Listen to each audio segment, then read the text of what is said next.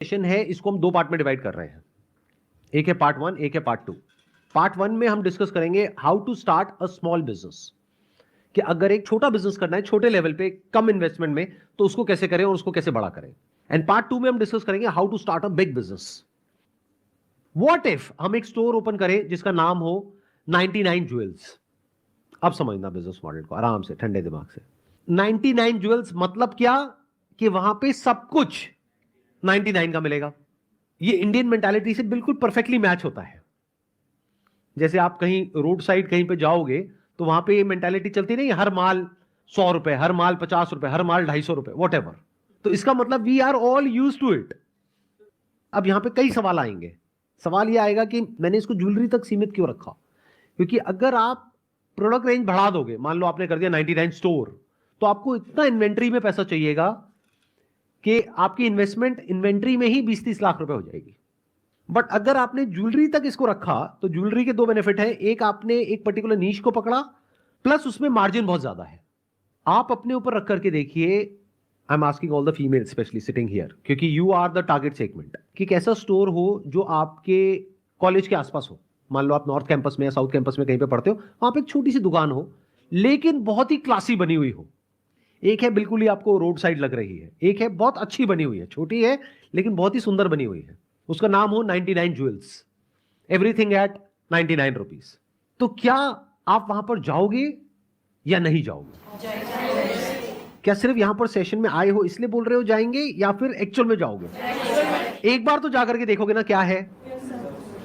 अब अगर वहां पर कुछ आपको ऐसा मिल जाता है जहां पे कंपैरिजन किया हुआ है not with the market, offline market, क्योंकि वो तो महंगा है, ऑनलाइन मार्केट से कंपेयर किया हुआ है।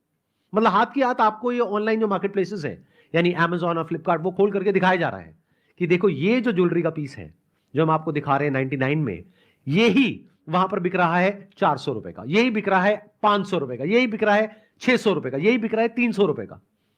तो खरीदोगे या नहीं खरीदोगे? मतलब ऑनलाइन से भी सस्ता। और अगर वहां पर ऐसा कोई ऑफर हो कि अगर आपने 990 रुपए की शॉपिंग करी, यानी कि अगर 10 ज्वेलरी के पीसेस खरीदे, तो आपको एक सेट मिलेगा जो कि ऑनलाइन बिक रहा है 2500 रुपए का, और जो बहुत ही स्टाइलिश ज्वेलरी हो वहां पर। मतलब ऐसे नहीं रन ऑफ द मिल कुछ भी उठा करके डाल दिया है। मतलब कि जैसे कोरियन ज्वेलरी होती है, ये होती है, वो होती है, स्पेशली जो सेलिब्रिटीज वियर करते हैं, जो ट्रेंड में है आज की डेट में, उस तरह की ज्वेलरी आपको 99 में मिल रही है, जो ऑनलाइन कम से कम 150, 200, 300, 500 रुपए में अवेलेबल है।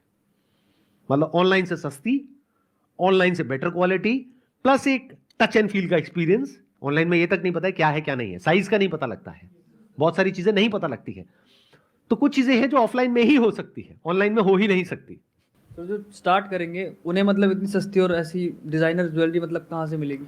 ऐसे बहुत सारे होलसेलर्स हैं, ऐसे बहुत सारे मैन्युफैक्चरर्स हैं इंडिया के अलग अलग पार्ट्स में। अगर आप जा करके यूट्यूब पे सर्च करोगे American diamond jewellery wholesaler, American diamond jewellery manufacturer, या फिर Korean jewellery wholesaler in what Delhi, तो आपको बहुत लोग मिल जाएंगे। जैसे अगर आप पुरानी दिल्ली में जाओगे तो वहां पूरी की पूरी एक मार्केट है जहां पर आपको ये जो ज्वेलरी जिसकी मैं बात कर रहा हूं, वो एक पीस शुरू हो जाता है 5-10 रुपए से और जाता है 30-40 रुपए, 50 रुपए तक। एक ज्वेलरी होलसेल में बिकती है मानो 50 रुपए की, वो ऑनलाइन यूजुअली बिकती है 200 से 300 रुपए की। मिनिमम 5 से 10 गुना होता है ऑनलाइन की दुनिया में, इस बात को याद रखना। शुरू में आप क्या करोगे अपने स्टोर को चलाने के लिए, क्योंकि बिजनेस के लिए क्या इंपॉर्टेंट है? Marketing, promotion. और रियल मार्केटिंग क्या होती है पता है आप लोगों को?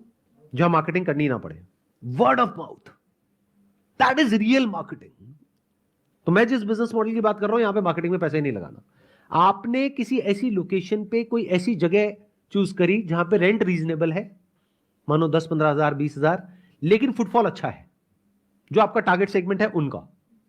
मतलब मान लो वो ऑलरेडी वहां पर कुछ ऐसी शॉप्स हैं या कुछ ऐसे स्टोर्स हैं जहां पर फीमेल्स के गारमेंट्स हैं, और है, ये है, वो है, जहां पे ऑलरेडी बहुत लोग आ रहे हैं सुबह से रात तक, 5,000 लोग आ रहे हैं, 10,000 लोग आ रहे हैं, तो फुटफॉल ऑलरेडी है। अब वहां पे अगर आप उनको कुछ वैल्यू दे सको, कुछ ऐसा दे सको जो और कहीं नहीं मिल रहा है, तो काम हो गया। तो आप क्या करोगे in the beginning, just to create that word of mouth?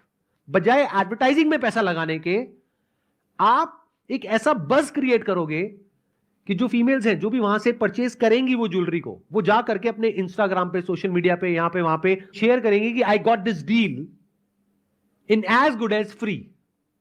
क्योंकि आप क्या करने वाले हो, वो प्रोडक्ट जो 70 रुपए का है, 80 रुपए का है होलसेल में मैन्युफैक्चरर से, वो ऑनलाइन बिकता है 700 रुपए का, 800 रुपए का। अब सोचो आपने एक स्मार्ट टीवी लगाया हुआ है जहां पे आप उसको कह रहे हो कि देखो, मतलब मैं आपको कोई स्क्रीनशॉट नहीं दिखा रहा हूं, आप अभी लाइव सर्च करो इस मार्केट प्लेस पे, देखो कितने का है। वहां पे आपको दिख रहा है 600 रुपए का, 700 रुपए का, आप कितने का बेच रहे हो? 99 का। अब आप कहोगे हमने 80 का लिया, 99 में बेचा, तो कमाएंगे क्या? अरे भाई वहां पे 20 रुपए के भी तो हैं, 30 रुपए के भी तो हैं, 40 रुपए के भी तो हैं, तो वहां तो कमा रहे हो ना, नंबर 1।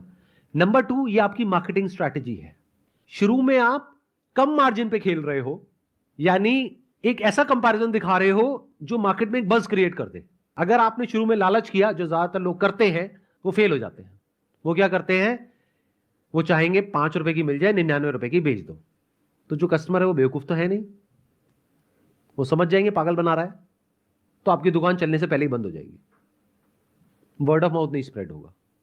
बट अगर कोई ऐसी आपने ज्वेलरी ली जो मार्केट में 1000 रुपए से कम है ही नहीं, क्योंकि उसकी पीछे से परचेज कॉस्ट 90 रुपए है, और आपने क्लियर दिखा दिया, ये देखो ऑनलाइन किसी भी प्लेटफॉर्म पे जाकर के देख लो, ये जो सेट है ये 1000 रुपए से कम नहीं है, हम आपको 99 का दे रहे हैं, तो क्या वर्ड ऑफ माउथ स्प्रेड होगा या नहीं होगा? एडवर्टाइजिंग में आपका क्या पैसा लगा? 0। समझे? नहीं तो अगर फेसबुक पे, इंस्टा पे ऐड चलाते तो कितना पैसा लग जाता? यूजुअली वो कॉस्ट आती है मिनिमम 20-30% से लेकर के 40-50% तक, तब जाकर के कन्वर्जन होती है। ये बहुत सारे लोगों को अंदर की बात पता नहीं है। मैं क्या बात कर रहा हूं, एक ऐसा बिजनेस मॉडल जहां पे 0 कॉस्ट है एडवर्टाइजिंग की। मतलब आपने क्या किया, आपने कोई बेवकूफी नहीं करी। आप ये नहीं कर रहे कि मैं 200 का प्रोडक्ट खरीदूंगा और 99 का बेचूंगा, नहीं। तो आप क्या कर सकते हो, ये तो कर सकते हो ना कि 90 रुपए का प्रोडक्ट है, 99 में बेच रहा हूं, तो no profit no loss for the next 6 months. उसके बाद में धीरे धीरे वो वाली रेंज हटा दी। अब सवाल उठता है, इस बिजनेस में इन्वेस्टमेंट कितनी है? ये क्वांटिटी का खेल नहीं है, क्वालिटी का खेल है। आप जब ऐसे किसी स्टोर में जा रहे हो, आपको क्या देखना है कि वो स्टोर पूरा भरा पड़ा हो खचाखच, वहां पे हजारों लाखों पीसेस हो, क्योंकि इतना तो आप देख भी नहीं सकते, या फिर कुछ सिलेक्टेड पीसेस हो लेकिन बढ़िया हो, 100-150 प्रोडक्ट्स हो लेकिन बढ़िया हो।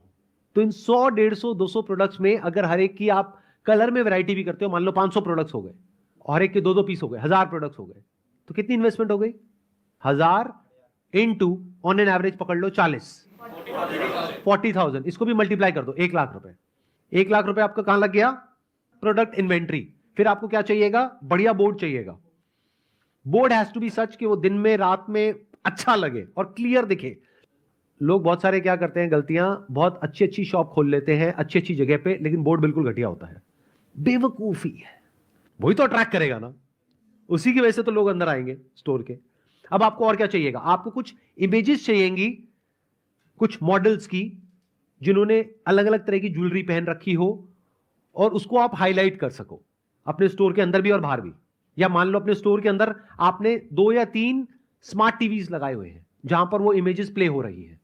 तो शुरू में इस तरीके से करो कि वो देखने में प्रीमियम फील आए, लेकिन सस्ते में काम हो जाएगा। मिरर्स को यूज करो और ग्लासेस को यूज करो, इससे एक छोटी स्पेस भी बड़ी लगती है। जितना वॉल्स को यूज करते हो उतना बड़ी स्पेसेस भी छोटी लगती है। जगह जगह स्मार्ट टीवीज लगा दो, उसके ऊपर कुछ इमेजेस प्ले हो रही होंगी मॉडल्स की, और वो मॉडल्स देखने में बहुत ही हाई प्रोफाइल लगेंगी। अब ये इमेजेस कहां से मिलेंगी? नहीं, हमारे यहां से नहीं, क्योंकि वो बहुत महंगा है आप लोगों के लिए। अगर बिजनेस स्टार्ट कर रहे हो तो अगर आप इमेजेस बाजार पे आए तो दैट इज वेरी एक्सपेंसिव, तो I will not recommend you to buy images from our website.